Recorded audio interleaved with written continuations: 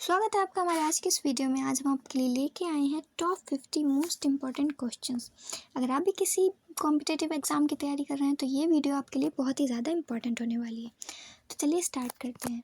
अलीगढ़ मुस्लिम विश्वविद्यालय की स्थापना किसने की थी और इनका उद्देश्य क्या था?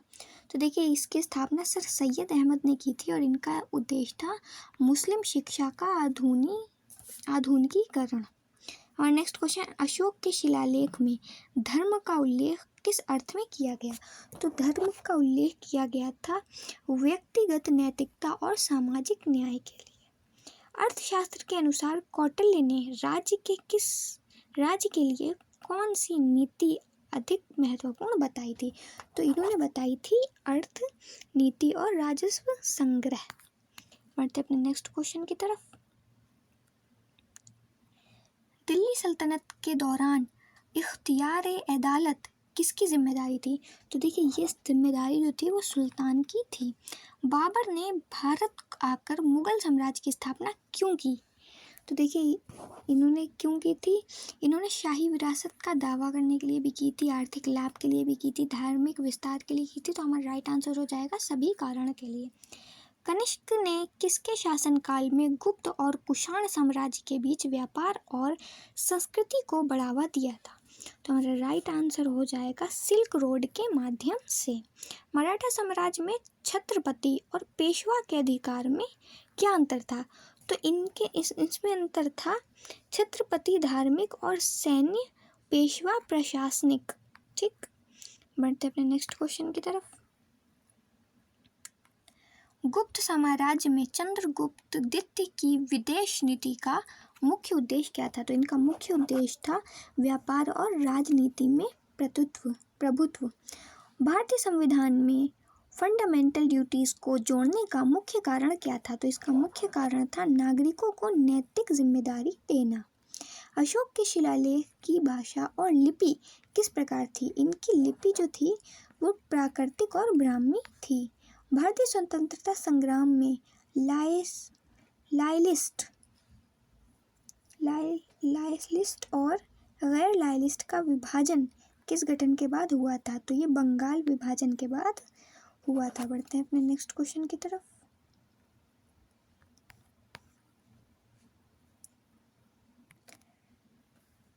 भारत में प्रारंभिक लोकतंत्र का सबसे बड़ा उदाहरण कौन सा है? तो सबसे बड़ा उदाहरण है पंचायत प्रणाली। मुगल वास्तुकला में 4 आयामी बगीचे का महत्व क्या था? तो इसका महत्व था सिंचाई और सौंदर्य। समुद्रगुप्त ने किस रणनीति से अपने साम्राज्य का विस्तार किया था? तो किससे किया था? युद्ध और विवाह और राजनीय, तो दोनों से किया था। तो हमारा राइट आंसर हो जाएगा डी। अकबर के प्रशासन में मनसबदारी सिस्टम का मूल उद्देश्य क्या था? तो इसका मूल उद्देश्य था सैन्य और नागरिक प्रशासन का एकीकरण। बढ़ते अपने नेक्स्ट क्वेश्चन की तरफ। कुतुब मीनार का निर्माण किस उद्देश्य से हुआ? तो कुतुब मीनार का निर्माण हुआ था विजयी स्मारक के उद्देश्य से। भगत सिंह के इनकलाबी पत्रिका का उद्देश्य क्या था? तो इनका उद्देश्य था युवाओं में स्वतंत्रता की भावना जगाना। वैदिक युग में राजन और राजस्व बीच संबंध क्या था? तो इनके बीच जो संबंध था वो था राजा और प्रशासन का। बढ़ते अपने नेक्स्ट क्वेश्चन की तरफ। भारतीय संविधान का मूल ढांचा किस संविधान से प्रेरित है? तो ये प्रेरित है अमेरिकी और ब्रिटिश से। मुगल साम्राज्य में दीवान खास का महत्व क्या था? तो इनका महत्व था निजी सभागार। भारतीय स्वतंत्रता संग्राम में क्रांतिकारी स्पेशलिस्ट का मुख्य उद्देश्य क्या था? तो इनका मुख्य उद्देश्य था सशस्त्र संघर्ष और समाज सुधार। हुमायूं के शासनकाल में फारसी संस्कृति का प्रसार किस माध्यम में हुआ था? तो ये हुआ था साहित्य और वास्तुकला। बढ़ते अपने नेक्स्ट क्वेश्चन की तरफ। भारतीय संविधान में राष्ट्रपति का निर्णय लेने का अंतिम अधिकार किस स्थिति में आता है? तो ये आता है आर्थिक राजनीति में विवाद। ठीक। मौर्य काल में अशोक पिलर का राजनीतिक महत्व क्या था? तो हमारा राइट आंसर हो जाएगा साम्राज्य का प्रतीक। देखिए हमारे ऊपर वाले का राइट आंसर है आपातकाल की स्थिति। ठीक है, गलती से दूसरा ऑप्शन राइट बता दिया था। आपातकाल की स्थिति हमारा राइट आंसर है। बढ़ते अपने नेक्स्ट क्वेश्चन की तरफ। भारत में प्रारंभिक शहरीकरण सबसे पहले कहाँ हुआ था? तो सबसे पहले जो हुआ था वो सिंधु घाटी में हुआ था। ब्रिटिश राज में सविनय अवज्ञा आंदोलन का मुख्य उद्देश्य क्या था? इसका मुख्य उद्देश्य था विदेशी उत्पादन का बहिष्कार। अकबर के दरबार में दीवानी रियासत का मुख्य कार्य क्या था? इसका मुख्य कार्य था राजस्व और प्रशासन। भद्रकाली मंदिर का स्थापत्य किस शैली का उदाहरण है? तो ये द्रविड़ शैली का उदाहरण है। बढ़ते हैं नेक्स्ट क्वेश्चन की तरफ। बंगाल विभाजन 1905 के विरोध में किसने स्वदेशी आंदोलन की शुरुआत की थी? तो किसने की थी? विपिन चंद्र पाल ने। मौर्य साम्राज्य का न्याय व्यवस्था का सबसे बड़ा अधिकार क्या है? तो न्याय व्यवस्था का है धर्मशास्त्र। भारतीय संविधान में मौलिक अधिकार के संशोधन का अधिकार किसे दिया गया? तो ये दिया गया था संसद को। तुगलक काल में सिंधु पुराना परगना का प्रशासनिक महत्व क्या था? तो इनका हमारा राइट आंसर हो जाएगा व्यापारिक हब। हमारा नेक्स्ट क्वेश्चन है, भारतीय अर्थव्यवस्था में समान कराधान का सिद्धांत किस रिपोर्ट में आया? तो किस में आया था? 1901 वित्त आयोग।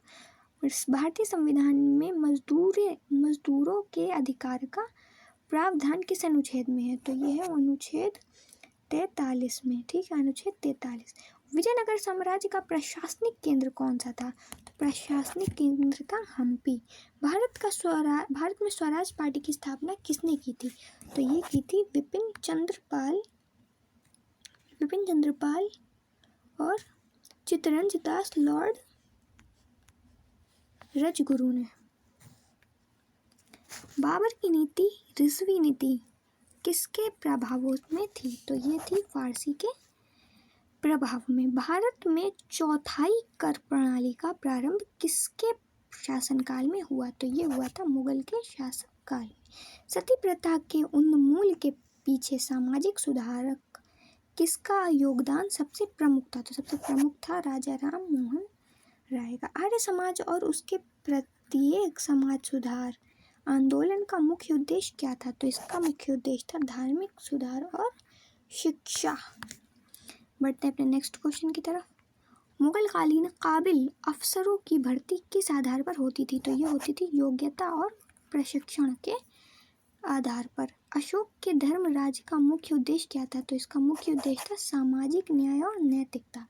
भारत में प्रथम रेल लाइन कब बनाई गई? तो ये बनाई गई थी 1853 ईस्वी में। भारतीय संविधान में संघ और राज्यों के बीच शक्ति विभाजन किस अनुच्छेद में है? तो ये 245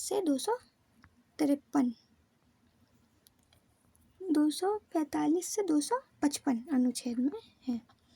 बढ़ते हैं नेक्स्ट क्वेश्चन की तरफ। गुप्त काल साम्राज्य के समय कला और विज्ञान का सर्वाधिक विकास किस क्षेत्र में हुआ था? तो ये इन सभी क्षेत्रों में हुआ था। वस्तुकला, भूगोल विज्ञान, गणित और साहित्य सब में हुआ था।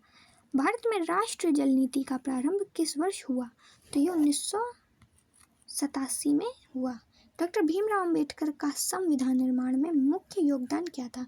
तो मुख्य योगदान था मौलिक अधिकार और सामाजिक न्याय।